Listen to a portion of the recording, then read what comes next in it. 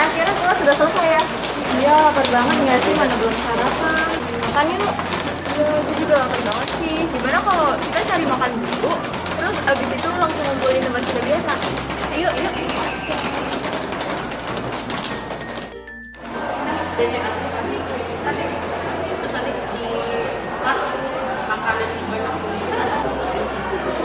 Ini kamu serius?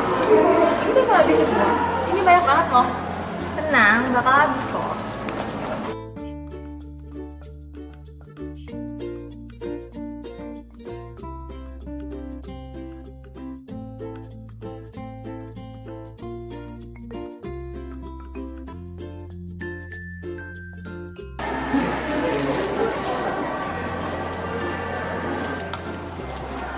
Kenyang deh.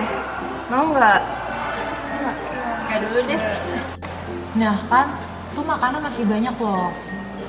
Iya, kalau makanan yang nggak habis kayak gini nanti jadi food waste loh. Food waste.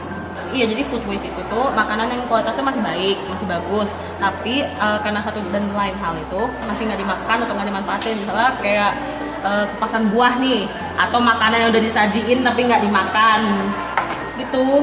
Oh alah. Tapi emang food waste itu penyebabnya cuma gara-gara nggak ngabisin makanan? Enggak dong, masih ada beberapa penyebab lain. Contohnya yang pertama improper storage, di mana makanannya kurang terlihat sehingga hanya sebagian dikonsumsi. Yang kedua large portion, yaitu makanan berporsi besar, contohnya yang ada di restoran all you can eat. Yang ketiga data label confusion, di mana pada label-label makanan itu biasa ada tulisan seperti best before, sell by. Nah itu menyebabkan konsumen membuang makanan itu sebelum batas waktunya. Bener banget, Stel. Nah, ada juga nih penyebab food waste, yaitu overbuying. Overbuying itu gimana? Jadi, konsumen membeli bahan makanan dalam jumlah banyak sekaligus dan nggak mampu nih untuk menghabiskannya. Selanjutnya, ada yang disebut dengan food planning. Food planning itu gimana? Jadi, seringkali konsumen tidak merencanakan pembelanjaan secara tepat gitu. Jadi, ada bahan makanan yang dibeli padahal tidak digunakan atau tidak sesuai dengan dengan makanan yang mau dibuat gitu. Jadi ujung-ujungnya ada food waste ya deh. Yang terakhir itu lack of freezing. Bedanya apa sih lack of freezing dengan yang lain? Jadi kita kan tahu nih bahan makanan misalnya susu atau sayuran itu pengemasannya bisa lebih lama apabila disimpan di tempat yang dingin, misalnya di kulkas atau di freezer. Nah, seringkali orang-orang tuh nggak paham gitu kalau bahan-bahan makanan tadi tuh perlu didinginkan sehingga dibiarkan saja. Nah, kalau dibiarkan saja kan masa penyimpanannya jadi lebih singkat, dan kalau lebih singkat tentunya bisa rusak yang ujung-ujungnya nanti malah jadi food waste. Oh, banyak banget dong penyebabnya. Terus berarti bisa mengakibatkan banyak dampak juga dong? Iya dong. Jadi food waste itu juga punya dampak terhadap lingkungan, terus juga ekonomi, dan juga dampak sosialnya.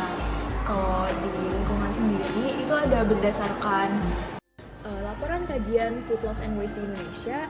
Kalau ternyata tuh ada potensi emisi gas rumah kaca yang dihasilkan dari food waste itu karena tahap dari distribusi, pemasaran, dan juga konsumsi makanan. Jadi besaran rata emisi dari food waste itu 4,3 kali lipat lebih tinggi daripada besaran untuk emisi gas rumah kaca dari food loss. Nah, food loss ini tuh proses produksi, pasca panen, penyimpanan, pengolahan, dan juga pengemasan dari makanan. Terus, dampak dari pemanasan emisi gas rumah kaca yang disebabkan oleh food waste ini tiap tahunnya tuh meningkat terus loh. Berarti peningkatan emisi gas rumah kaca tuh nggak cuma dari kegiatan-kegiatan industri gitu ya? Iya, benar. Walah, baru tahu deh aku. Nah, kalau dampak food waste bagi ekonomi apa? Nah, kalau dampak food waste dari segi ekonominya sendiri, semakin besar food waste, maka semakin besar pula kehilangan ekonomi yang kita rasakan. Di Indonesia sendiri itu, aspek ekonomi telah mempengaruhi kehilangan sekitar 213 sampai 551 triliun per tahunnya. Dibanding dampak ekonomi atau daripada dampak ekonominya, itu ada juga dampak sosialnya.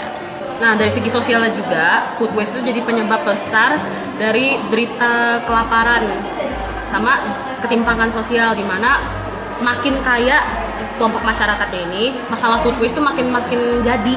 Karena mereka kan lebih banyak uang, mereka pasti kalau misalnya udah poor planning atau penyebab yang lainnya tuh bakal lebih ada di household mereka. Nah, selain itu, di sisi lain, untuk masyarakat yang miskin malah mereka tuh kurang dapat makanan itu karena penyebaran makanan tuh nggak merata. Berarti food waste tuh bahaya banget ya. Terus apa dong solusi buat nanganin sama mencegahnya? Ada dong, dan tentunya juga nggak susah. Malah gampang banget loh. Contohnya nih, dengan tidak membeli makanan secara berlebihan. Gimana sih kita nerapinnya? Jadi kalau misalnya nih kita pengen beli makanan buat makan siang, ya kita beli porsi yang sesuai dengan makan siang kita. Kalau misalnya kita juga mau beli buat makan malam, ya kita beli 2 porsi, satu buat makan siang, satu buat makan malam. Tapi pastiin kalau penyimpanan kita tuh yang baik, sehingga makanannya nggak rusak duluan sebelum kita makan nanti malam. Sama ada satu lagi nih, jangan sampai porsi yang kita udah beli atau porsi yang udah kita siapin itu melebihi dari yang bakal kita makan nanti. Seperti itu. Simpan makanan juga ada tata caranya. Ada dong, yang pertama pastiin tempat atau wadah penyimpanan makanan untuk setiap makanan jadi itu terpisah dan memiliki tutup yang dapat menutup sempurna. Namun ventilasinya tetap ada sehingga uap airnya bisa keluar. Kemudian yang kedua itu nggak boleh campur nih makanan jadi sama bahan makanan mentah. Kemudian yang ketiga, letakkan setiap jenis makanan itu sesuai dengan masa simpannya. Nah, yang keempat ini terakhir, kalau misalnya kita menyimpan makanan di kulkas, kita harus tetap memastikan supaya kulkas itu tetap bersuhu dingin. Contohnya kalau di kulkas biasa itu di bawah 5 derajat di bawah 5 derajat Celcius, tapi kalau di freezer itu minimal minus 18 derajat Celcius supaya bakteri dan jamur itu nggak berkembang di makanan. Wah, makasih banyak loh teman-teman. Aku jadi tahu gimana sih caranya biar kita nggak food waste, dan aku bakal terus-terusnya sih belajar gimana cara memporsikan sama gimana caranya kita menyimpan makanan dengan baik dan benar biar nggak food waste. Nah, kalau gitu biar nggak food waste, kita habisin yuk makanannya bareng-bareng. Ayo.